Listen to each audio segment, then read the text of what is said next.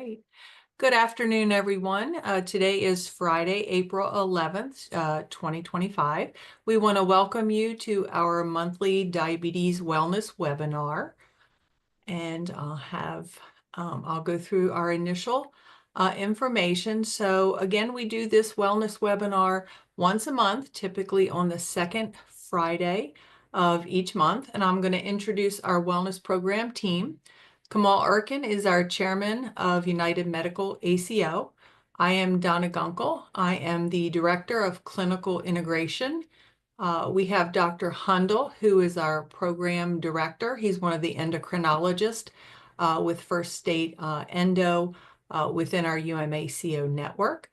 Then we have Caroline Webber, who's our lead dietitian for the diabetes program. We also have two social workers, Roxana Portlock and Carla Williams. So like I said, each month we have a webinar. We try to focus in on a lot of different aspects of diabetes and other health conditions that may impact the patient's diabetes.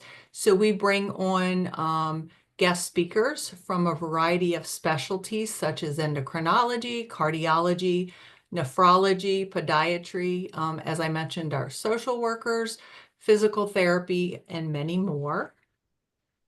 So today we have with us Caroline. As I mentioned, she is our lead dietitian in the diabetes program, and also Ern Lau.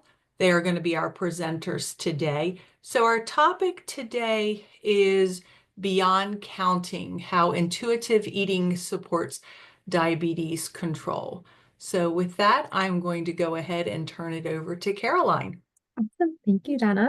So today we're going to talk about intuitive eating. It might be a new term, it might be a familiar term, but we're going to see how it connects to diabetes control. We know that this world is filled with lots of crazy dietary recommendations, especially on the online and social media platforms nowadays. And we know that most of them are not factually or scientific based. So we're going to discuss a way of eating that kind of quiets that diet culture realm and instead focuses on trusting our body, eliminating food fear, blood sugar instability, the fear around managing our blood sugars, and eating in a way that makes us feel good, but also nourishes us well and helps us meet those specific health goals that we have. We know overall that diabetes is stressful, right? We have a lot of health complications that can come from blood sugar instability.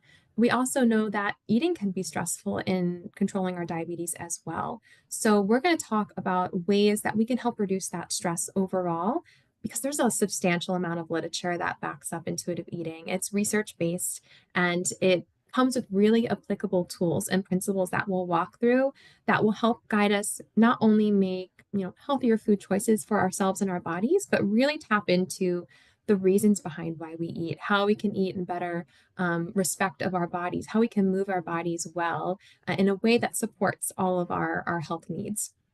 So we want to walk through, there's going to be 10 principles that we'll go through, and we're in this for longevity, right? We want to manage our blood sugars long term. It's not just coming from cutting out a specific food group.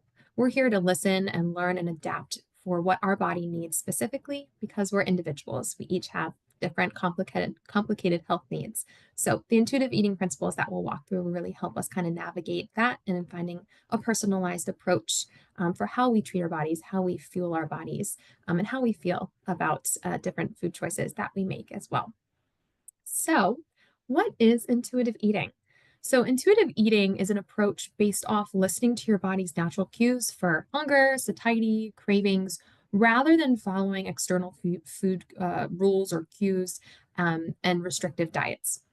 It's often called like an anti-diet approach or a non-diet approach.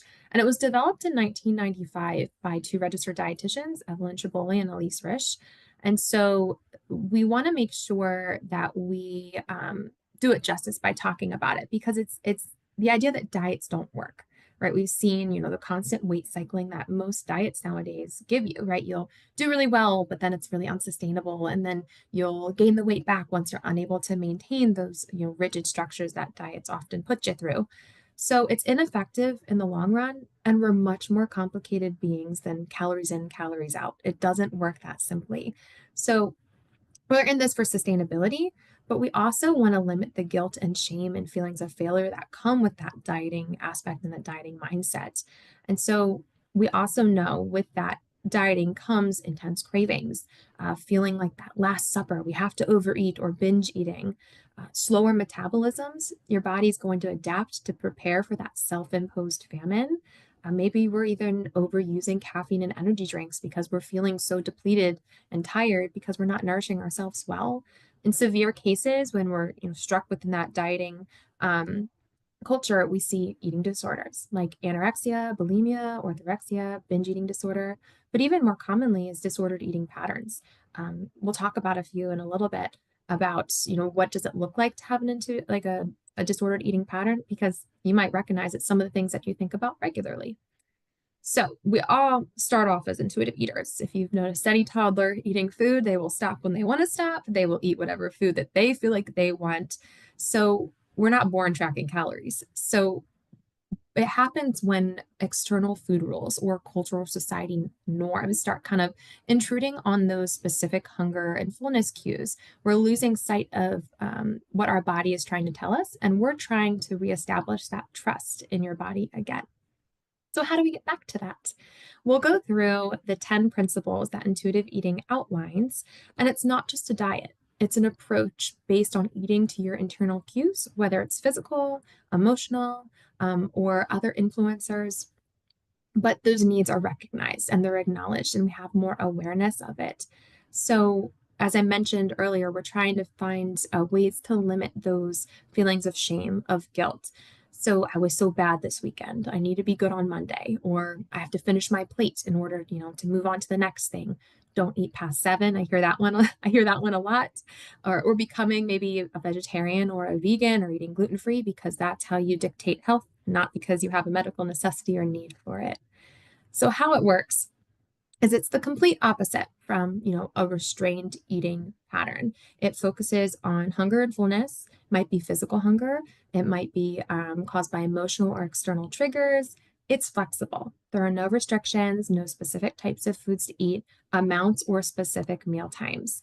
And you could easily say it's, stop, eat when you're hungry, stop when you're full.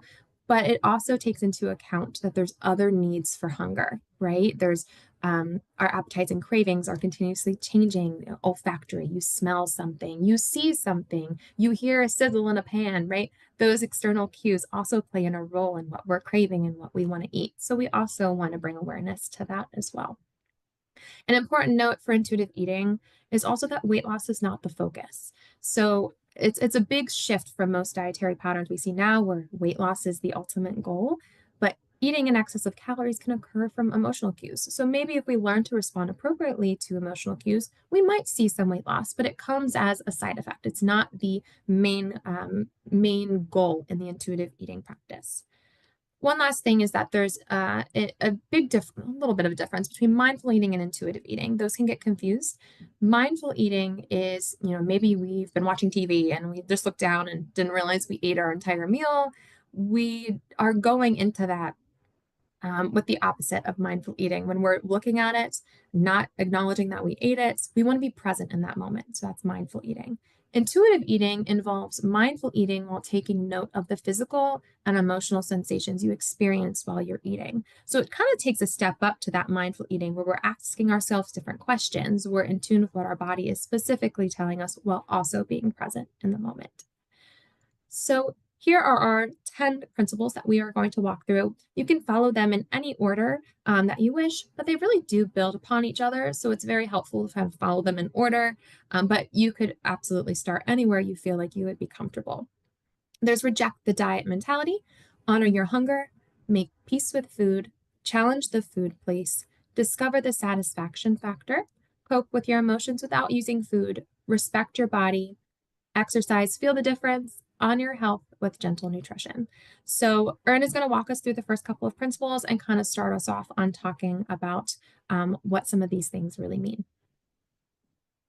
Yeah, so that was a really good run through on what intuitive eating is, especially for a lot of patients. I know they've never really heard of this, so this is a new concept overall.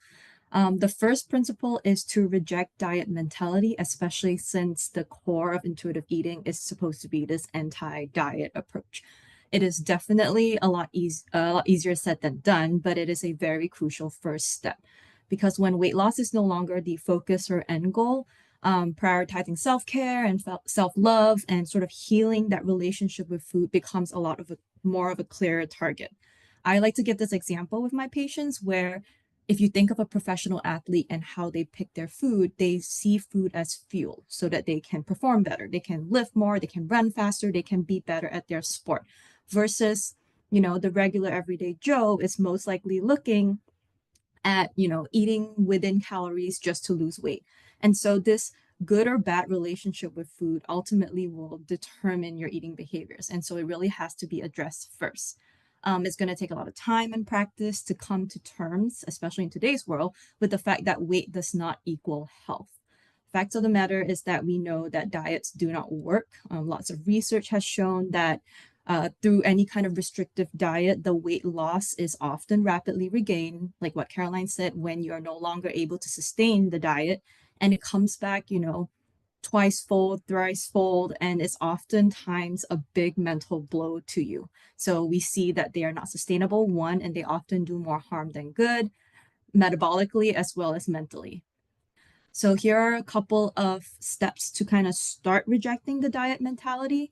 Number one, we kind of want you to acknowledge that, chronic dieting does cause damage. It does increase the risk of eating disorders. A lot of times you end up a lot more preoccupied with food than you really should. And this leads to emotional ties and then potentially emotional eating down the road. Of course, we know that you kind of put yourself into this starvation mode when you are chronically restricting, and the body doesn't really know when it's going to be able to get enough calories the next time. And this kind of teaches the body to hold on to more fat because all of us are sort of designed really well where we are going to be able to survive through most things. But the body does hold on to more fat until once you start eating normally again. Uh, Through this, we see metabolism slowing down. We see a lot of increases in craving and binges, which we'll talk about later on. And overall, there is an increased risk of heart disease through all of this. We also want you to kind of forget about being good and perfect, right? And whether or not I have willpower kind of determines how well I succeed at a diet or health. You can't really fail at intuitive eating, which is really nice.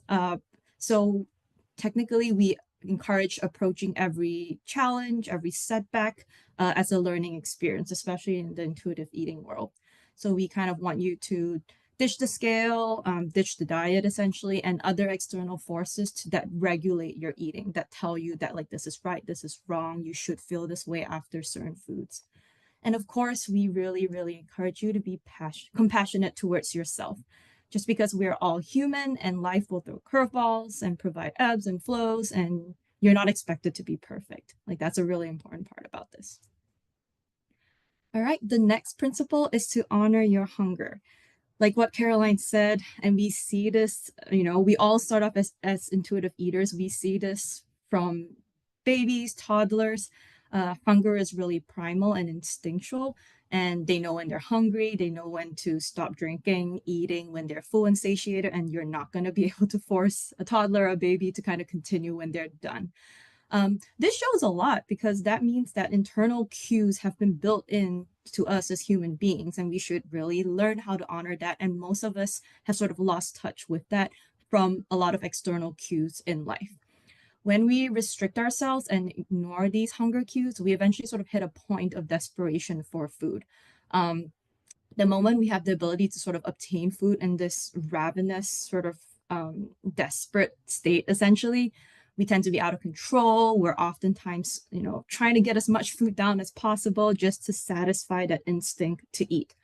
I really like this example, but if you were underwater holding your breath for as long as you could, when you come up, there is this like initial gasp, right? It's like that desperation that you need air, you need food kind of thing. So whether you're restricting yourselves of oxygen or food, the brain and the body, again, just to make sure that we're in survival mode, will frantically compensate just to keep us alive. So, like we said, failing a diet really isn't about willpower, right? We always say we start the day well with willpower, we make good choices, we eat within portions, but most of the time we end up restricting and then end up binging or craving things later on in the day. I hear this all the time from patients.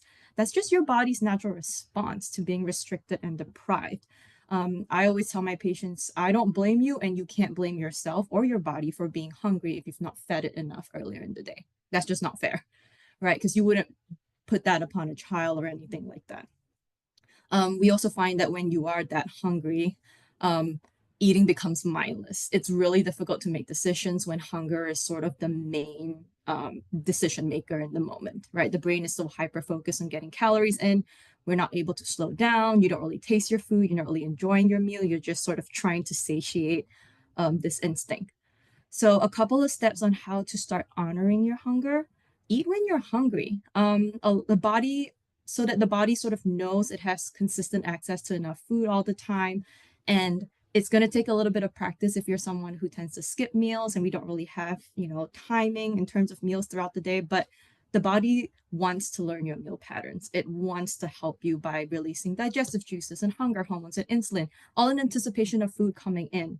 And so it takes a little bit of like getting to know yourself, getting to know your body, but they are there, like the cues are there, right? So your own body signs of hunger could be, stomach growls. Some people start feeling a little lightheaded, feeling a little faint. Oftentimes it's really difficult to concentrate, or you get a headache, or you get really irritable, just because there's a lack of fuel, especially since our brains run purely on glucose. So you would need that sort of external fuel coming in just to be able to get by your day. Some people find that their stomach feels a little uncomfortable. And so whatever your kind of body signs of hunger is, start to kind of learn how to get in tune with that.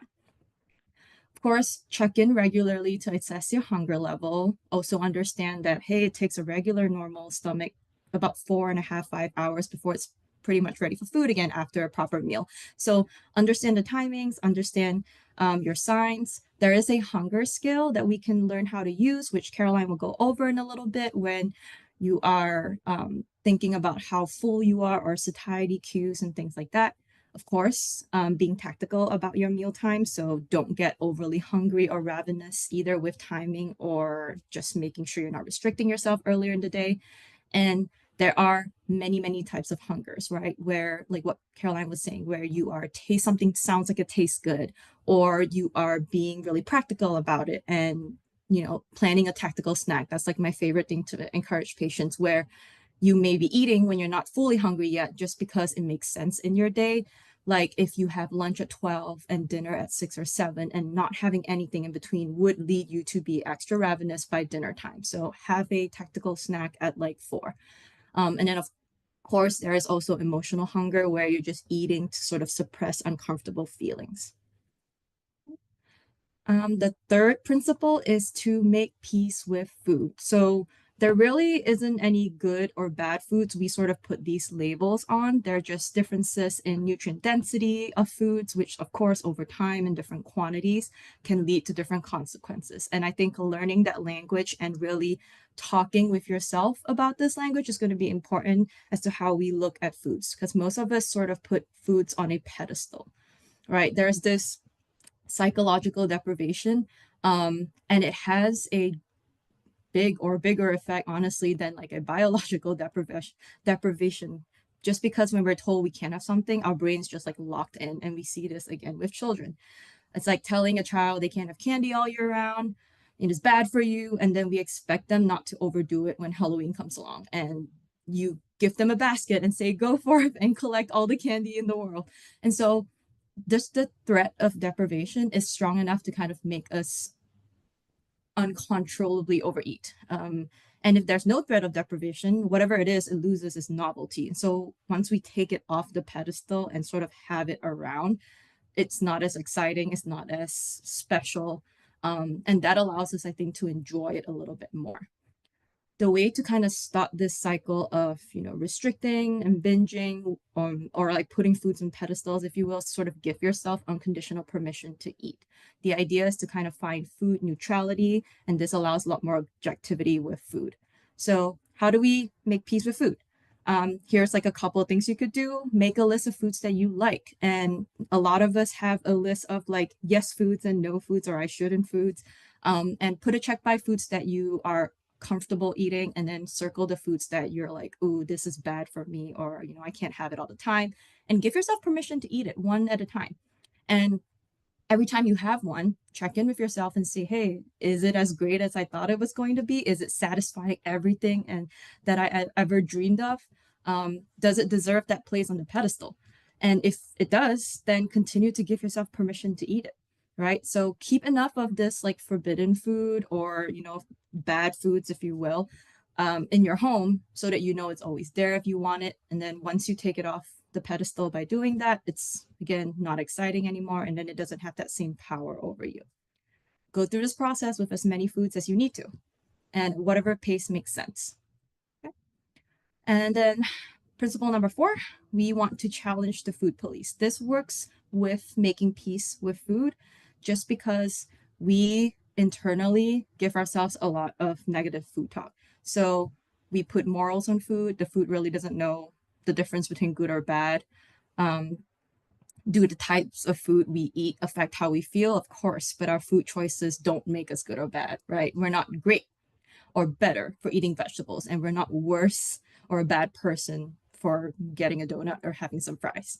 So this food police really just lives in our own mind, and it gets stronger and stricter the more, we absorb external cues, and especially with diet culture and social media that's constantly in our faces in today's world, we really have to learn to decipher and silence the judgmental thoughts about our eating, just to learn how to eat intuitively. So a lot of us have told ourselves, I can't have that. It's too, that donut is too fattening, or like carbs will make me gain weight, or I really wanted the pasta, but I'm just going to get a salad instead. So all of these thoughts really sort of cut off that connection into being attuned with our bodies and our hunger cues, which we're really trying to get back in connection with. It's one thing to not eat something just because you're in the mood for something lighter. It's another thing to not eat it just because you were told, or you tell yourself that you shouldn't and you can't. Okay. We generally challenge the food police by practicing self-awareness, and then you analyze that food talk. So take time to think about it in any eating situation. Listen to your own hunger and fullness cues. Trust that your body knows what it needs. It takes time and practice to trust yourself, but again, more practice you put in, the more in tune you are with your body, and then signals and cues overall get a lot clearer. All right. So now we're going to go through Feel Your Fullness. This is one of my favorite ones to talk about, because it involves, being in tune with your body's sensation and practicing mindfulness while you eat. And if we're eating while we're distracted, or ravenous or emotional, we tend to mindlessly eat until all the food is gone. And then we never realize that we, didn't stop to taste the food or didn't actually enjoy it. So you might even find like you enjoy your food more often when you're practicing monitoring those hunger and fullness levels. So like Ern mentioned, the hunger and fullness scale, this can be very helpful if you're just especially starting out on your journey intuitive eating, or even just monitoring your hunger levels. Where are you on the scale? Do you normally wait until 0 when you're empty and nauseous before you eat something? Or are you painfully overeating and just feeling really awful and uncomfortable after you eat?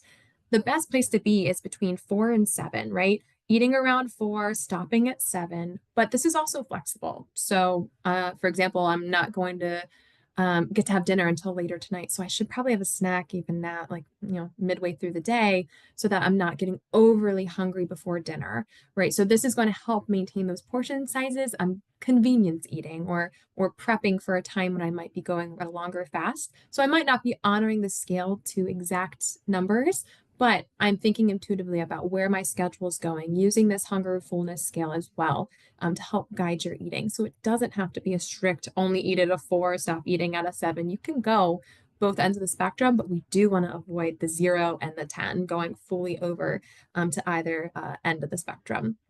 So using this tool can be super helpful. And also having certain things that we recognize that affect our fullness. How much time did it pass since your last meal? Has it gone more than 4 hours? Maybe you do need to eat. Maybe you're still identifying those hunger signals. Maybe you're still regulating those hunger signals after being used to fasting for a long period of time. So maybe calculating in the beginning of getting on a regular eating schedule to honor and identify what those hunger and fullness signals feel like could be helpful. The amount of food you're eating. Are you eating a really big meal? Are you eating a small snack? This can help kind of guide you for, if I'm eating a really big meal, all right, I might want to, spread out some meal time frames and things like that. It can be very flexible based on how much you're eating, what you're eating, the type of food you're eating. Are you having carb, fat, protein? Was your last snack a granola bar? Okay, you might do something a little more nourishing, later on in the day to help meet those nutrient needs. And how hungry were you at the start of your meal? And there have been many times when I've gone and eaten a meal and I was super, super hungry and I overate and to the point of just not feeling great. And then you're just kind of sluggish and you're tired and you don't feel your best. So that can help, learning from those experiences can help guide you in honoring those specific hunger levels. And then environment and setting distractions. One of my favorite things to talk about is I like to eat in front of the TV, and it's not a great habit to have. But I've realized like I'm not a second portion type of person. Normally, I see my empty plate, I am full. But when I eat in front of the TV, I'll like scarf food down while I'm watching the TV. I'm not having visual cues with my food, right? So sometimes we need to visually see the food in front of us in order to feel that fullness effect, right? We're visual eaters. We taste like all those different senses. And so I'll realize I didn't even taste any of the food. So I didn't have that brain and stomach connection. So allowing yourself to be distraction free. We're a screen culture, right? Everyone has screens all the time, scrolling while I'm eating during lunch and, doing multitasking. That can lead to overeating. It can lead to not feeling satisfied with what you ate. So allowing yourself to change the environmental settings as you need to help identify those fullness levels can help. I mentioned satisfaction. So satisfaction is a great next step is discovering the satisfaction factor. Have you this is a really big one, especially in diabetes care, when we're looking for healthier alternatives, right? What's lower sugar? What's going to balance my blood sugar better? We want to eat in a way that's enjoyable. But when we try to make healthy alternatives, nothing wrong with that. There are many great recipes online. But when we say, want a cookie, but I'm going to have a rice cake instead, that might not satisfy you. And you might eat 6 to 7 different things throughout the day to try to fill that void that would have just been filled if you ate the cookie. So we would be overeating on other items that could increase that blood sugar over time. So allowing yourself to identify what's going to satisfy me right now. Is there a healthier alternative that meets those needs? Sure, absolutely. If you find something that really meets that sweet tooth or that salty tooth or salty need, you'll be able to honor that craving, feel the satisfaction, and not have to sacrifice that. So we want to make sure there's a healthy balance there. There's nothing wrong with making healthier choices, but we want to check in with that satisfaction factor and honoring the cravings to help prevent that binging and overeating. So how to find the enjoyment in eating again, because a lot of us are scared to enjoy foods. So especially if you come from a dieting culture, you're like, it tastes good, it must be bad. So it's definitely not like that. We want to find what you really want to eat. If you go into a restaurant, you're like, I just want chicken fingers, right? I just want chicken fingers. We use the what can you add mentality. How can you add to the meal to make those chicken tenders more balanced for your blood sugar, especially? Is there fiber? Is there a lower carbohydrate option that you could choose? Maybe you'll do grilled chicken tenders, right? Make modifications, but eat what you want and add what you need. What qualities are you looking for? Sweet, salty, crunchy, sour, spicy. Those are super important to monitor. And create an enjoyable eating experience. Sometimes I like a nice little fancy bowl. Sometimes I want like a nice, pretty mug, right? And enjoying the visual cues that food provides us, like this beautiful picture right here of like a stacked sandwich and nice, pretty colorful fruits. Color is great. It's a great encourager to kind of help with the satisfaction. All one color on one plate is kind of sad. So we want to make sure you have some variety there. And then don't settle for something you love or you don't love. You don't have to finish it. Last night, I tried to eat a muffin that was like super high fiber and I tasted it and it did not hit the sweet spot. So I didn't eat it and I chose something else. Whether I could have eaten that, I could have eaten that muffin and 7 other things to try to figure out what was going to satisfy me. Instead, I didn't settle for something I didn't really love. And then check in regularly. Did that satisfy you? Could you have added something there? this whole process is asking yourself questions about what you're feeling, what your body really wants, where's the stopping point, where do I need to eat? So it's really just about continuing to stay present with yourself and keep that self-awareness. And then this is a really big one. This is like one of my favorite topics to talk about because a lot of patients come in just with heavy emotions too. We're not therapists. We don't claim to be. If you need mental health support, we absolutely suggest that you reach out to a mental health care provider, but we do provide medical nutrition therapy. So we talk about the emotions behind food. And developing emotional coping mechanism is super important because we can't use food as the sole coping mechanism for all of our emotional needs. It's not going to fix the problem, but we do recognize that eating can lighten the load a little bit, bring some joy into our day. Eating is multifactorial, community, cultural, emotional. So we want to make sure we recognize that because then it can help us appreciate food for what it does, but find other ways to support our emotional needs, such as journaling, spending time in nature, like talking with a friend, getting those emotions out. And our job is to separate the food from the feeling. We want to make sure you take time to recognize what's causing the emotion, and then you're going to do an activity to help with that. So you could do check-in questions, meet your needs without food, acknowledge and deal with the emotion. One of my favorite things to recommend is a diversional activity. Set your timer for 10 to 15 minutes, do an activity that's going to bring you like relaxation that you enjoy, then proceed. If you don't feel like after 15 minutes you feel led to eat, okay, we're doing it in a better space, a better mind frame that's less stressful. And then if you are going to eat, we talk about different ways. What could you add to your option? If it's going to be a cookie, how do we make it more sustainable for that blood sugar? And the more we do this and practice it, the more we rely less on food to solve our problems, the less and the better relationship we create with that food. Really taking into account that emotional health is going to be super important. And then respecting your body. This goes hand in hand. It's also a really uncomfortable one for people to talk about as well, because a lot of the world tells us we need to be smaller, we need to look different, and we need to do things to make us worthy, and our body's not good enough. But that's just not true. We know every body is different, and weight and body size do not equal health. But we also don't have to love our bodies every step of the way. We don't have to love every part of our bodies, but we can absolutely respect it. And when we respect our bodies, we end up treating it better. Because when you look at yourself in a negative way, we're less likely to want to take good care of ourselves and take certain risks. Like we're avoiding something until we lose that weight or until we look a certain way. You're losing out on life experiences because we're not respecting our body in a way that we could care for it really well. If body positivity comes more difficult, we focus on body neutrality. So focusing on seeing what your body does for you. It helps me walk. It helps me move. Talking about positive attributes that your body does for you rather than just what it looks like. And this is a process. Ern and I will both admit that even as dietitians, we struggle with this specific intuitive eating principle, as I'm sure most people in any size body would. So everyone has a different life struggle, and you don't know if someone's battling an eating disorder, if someone is having trouble with a certain health condition that's affecting their relationship with their body. So it's very individualized, and it's an ongoing process, absolutely. Some key things you could do to respect your body might look like wearing clothes that fit comfortably. Maybe we're going to stop weighing ourselves and focus on our lifestyle changes instead. Stop comparing your body to other people. Maybe stop body bashing. The language you use is so important. It rubs off on people, especially if we have young people around us and we're saying how much we dislike our body. That's going to translate into how they see and view bodies as well. That their body looks similar to yours, so they might not have a good enough body either. So using positive language in the ways we talk about our body can be super important.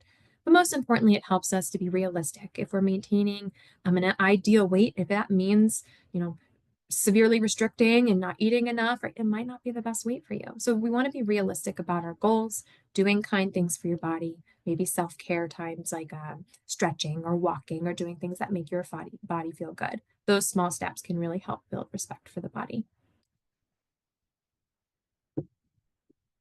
Ooh, Ern, I think you're muted. I said, speaking of moving the body, we want to move our body for enjoyment, right? You're not punishing your body by trying to exercise or work out. We're shooting for joyful movement so that you can really feel the difference. If your only experience with movement or exercise is like strict, rigid workouts and you're dieting at the same time, all in an attempt to lose weight, you most likely don't enjoy it, and I don't blame you. If you're restricting and dieting and you're really depriving your body of enough energy overall, just from a lack of calories, your body doesn't have the proper fuel to enjoy exercise or to perform well at exercise. You end up a lot more exhausted, not just physically, but mentally during your workout, because you feel like you should be able to do something, but you just don't have the gas to do so.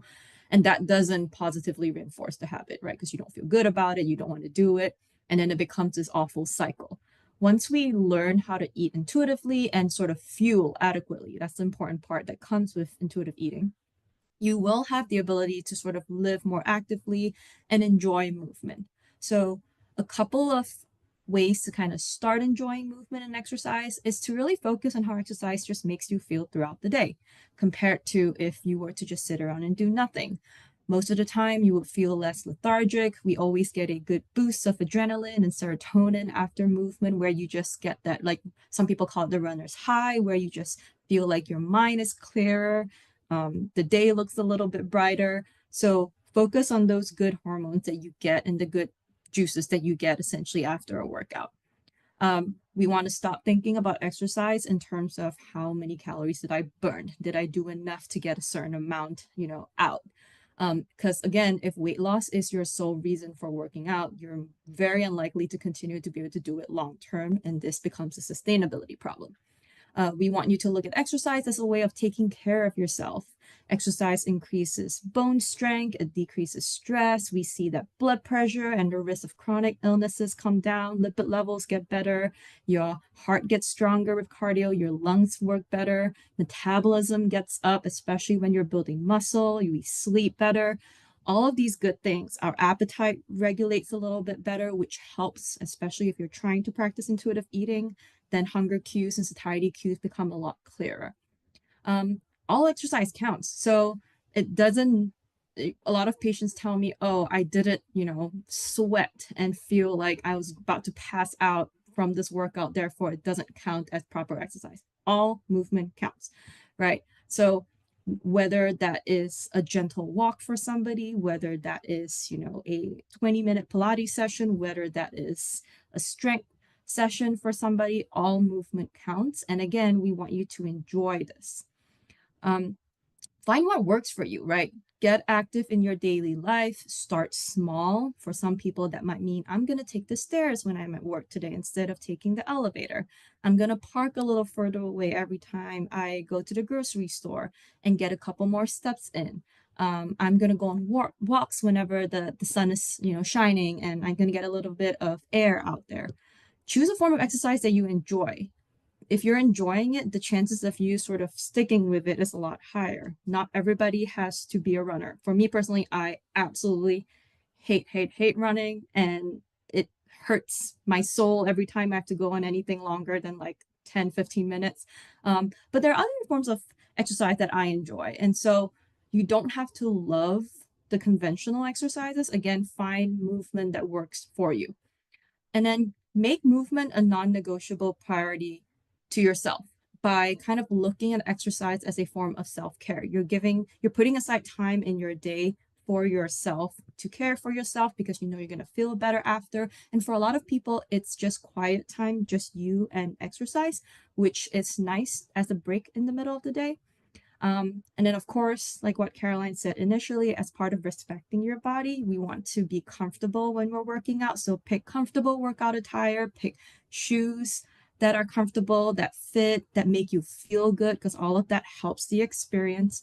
And then we always encourage to choose strength training, stretching. Strength training really helps build, maintain lean muscle mass. It's great for managing blood sugars, and we always recommend that in diabetes care. And then, of course, making sure that you are listening to your body. So knowing when to rest, right? If you know that you are coming off a cold, especially this time of the year, or you didn't get enough sleep, or you're feeling just worn out from life, take a day off to rest.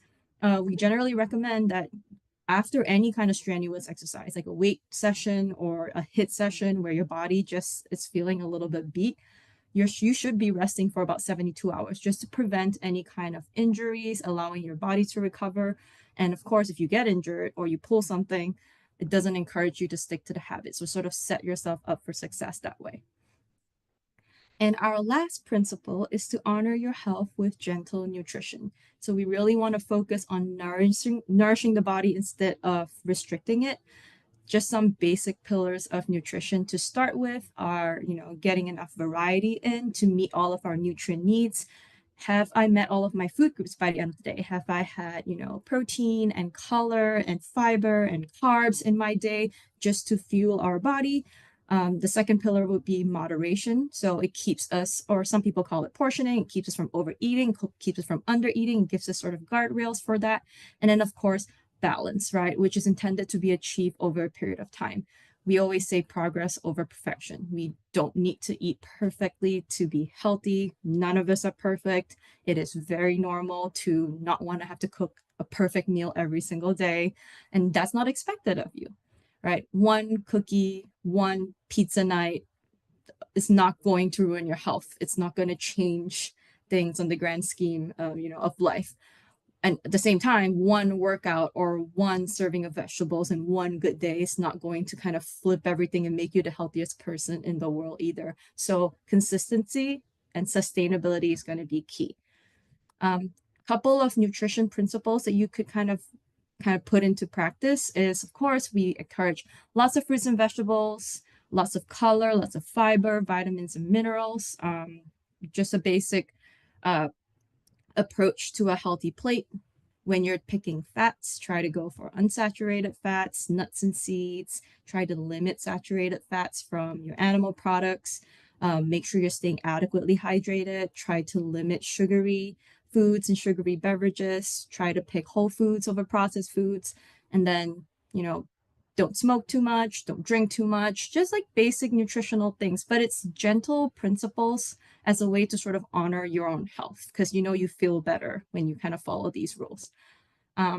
Yeah, the most important thing is to listen to your body and eat in a way that genuinely makes you feel good. Some days you just crave a lot of vegetables, and Caroline and I always have this conversation after a vacation where you just feel like your body wants a vegetable, and that's okay, right? That's the body saying, hey, we enjoyed ourselves, and now let's get some nutrient dense health foods in just to make us feel good.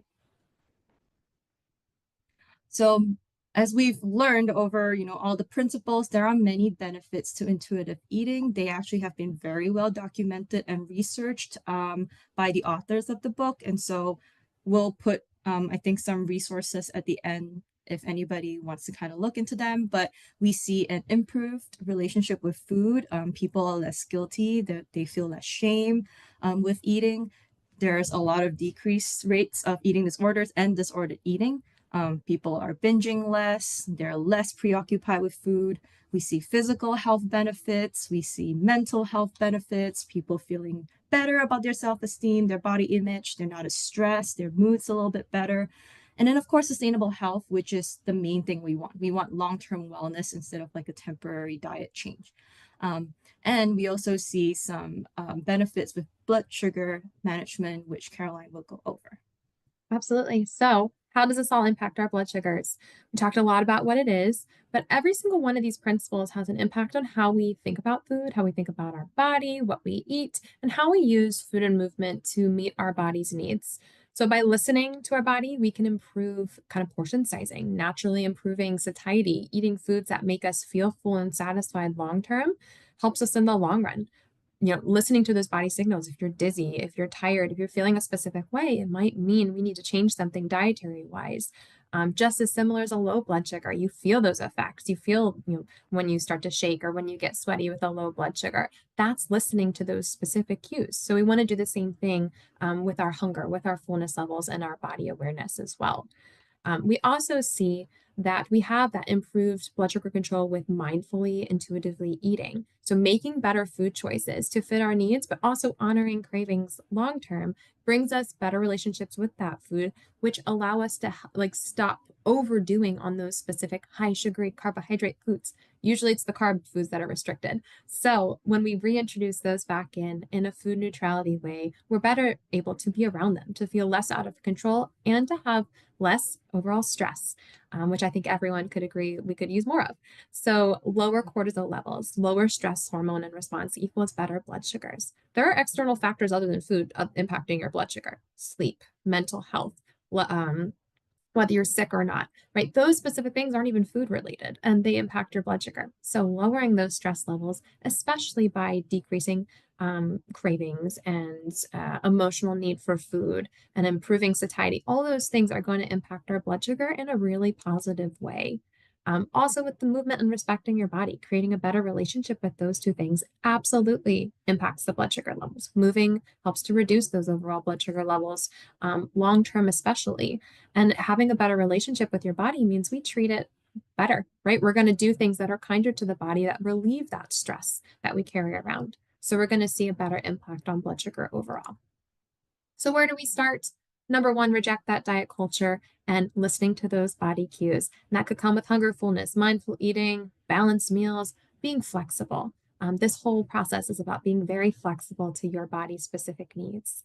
Overcoming obstacles like food guilt and emotional eating. And this is where we can come in, right? So we're here to support you in kind of whatever area you want to start off in, but also to see what is best for an individualized approach for you. You can eat donuts and pizza 24/7 because, I can eat all permission food to eat anything I want, but you're not going to feel great. And that's what you're going to learn when you go through the intuitive process of like, it might be super exciting and scary to kind of introduce all these foods as off limit. Like those off limit foods are now you have full permission to eat. But we also know that you're going to respond in a way that, okay, I know I don't feel great. I don't feel great when I eat a whole pizza. Okay, I want to include some different things. So listening to those specific signals too help us from going on the deep end, which I know is often a concern when you're kind of introducing yourself to intuitive eating practices. It also starts with sustainable change, small little steps. Ern was talking about the small steps for movement, right? It's a process and it doesn't happen overnight. And the focus is to be present rather than focusing on the end result. Because in the present time, we're able to focus on sustainable and maintainable life changes that impact health overall, right? Weight is just a number, but the lifestyle changes and behavior patterns, that's what's truly affecting all of those health areas, your cholesterol, your blood sugar, your mental health, all of those things. More so, I think we need to put a stronger hold on that mental health aspect because that plays a huge role in how you think about food, how you approach food, how you approach yourself. So of all those multifactorial areas of eating, plus the mental health aspect, intuitive eating is really going to help kind of give you support in all of those areas to create a better relationship overall. And talk with us. We are here to kind of walk every step of the way. And the role of an RD is creating a personalized approach, right? You're starting off with different medical histories, different relationships with foods, past eating disorders that you didn't recognize, right? We're here to kind of work to create a tailored approach through these principles with you. And we're monitoring health beyond weight. So we want to make sure that we provide support for you. And the parts that are really hard, this is hard stuff. These are hard principles to walk through. Ern and I are constantly walking through these steps ourselves. So we're here to kind of support you in creating sustainable goals, dealing with fears and concerns of what if my blood sugar spikes? What if I gain weight? Like, how do we approach that in a neutral way? And then it's about creating balance. So we're not ignoring blood sugar control. We're not ignoring our health concerns. We are finding a way to make a more sustainable change and find a new way that's not just overly restricting or cutting something out, an enjoyable way to get you back in tune with your body and enjoy food again. So a quick overview of everything we talked about, because it was a lot of stuff today. It's about balance and flexibility when we're trying to manage our blood sugar and our diabetes. But intuitive eating can support that emotional and physical well-being to help us improve those blood sugar outcomes. And we're learning to trust our bodies again. So when we feel good, we actually become more intrinsically and internally motivated to continue to take that action, to continue those goals that we're working on. And it sounds too good to be true. Like it sounds all really nice, but it really happens over time, right? We can't just jump in and say, okay, we did all 10 principles. It's a daily challenge to kind of work through each of these steps. And so that's why we're here for support. It's a journey, not a sprint. And so we do have some additional resources here. The book Intuitive Eating by those dietitians that we were talking about, a great place to start. They break it all down in these 10 principles, really fantastic read. There are some other like anti-diet movement books as well as some recipe guides, which are really nice. So if you have questions, concerns, bring them up to your dietitian or contact us, schedule an appointment, and we'd be happy to kind of go over this. But we're always here for follow-up support in your intuitive eating journey. Thank you, Caroline and Ern. That was a great presentation. And I think just to prepare and kind of set up, I believe we have another 2 or 3 in this series of intuitive eating that we'll be doing periodically throughout the year. So probably, I think once a quarter is what we were looking to do. So in between some of our other regularly scheduled sessions that we have with some of the providers within those different specialties we talked about at the beginning, we will be going through this series. And so just really quickly, I'm going to share my screen just for a second for those of you that may be new to this process. If you go out to our website, which is umusa.net, we have a for patients section right here, and then we have wellness programs. If you then click on, sorry, a little slow. Then if you click on the diabetes and nutrition education, we have a whole host of resources out here as well. You can see all of our dietitians listed. And then we have a variety of educational handouts, patient resources. We have some quick tips that we've done over the years. They're usually 3 to 5 minutes on a variety of topics. And then we have all of the webinars that we've done. So this one will be included within the next few days. But we did start this process when we all were faced with being at home, and so we were still trying to get education out to our patients. So we started in 2020, and each year we've done this subsequently since then. So please feel free to go out there and utilize the resources that we have. You can watch them. You can just listen to them. Perhaps if you are taking a walk or doing other things, it is something that you would be able to do as well when you're doing any of your other activities. So again, it's there for you to look at your leisure. And with that, if there aren't any other comments, we will end for today, and then we'll look forward to seeing you again when we do our next presentation in May. So thank you both for joining, and we will see you back here in May. Thank you.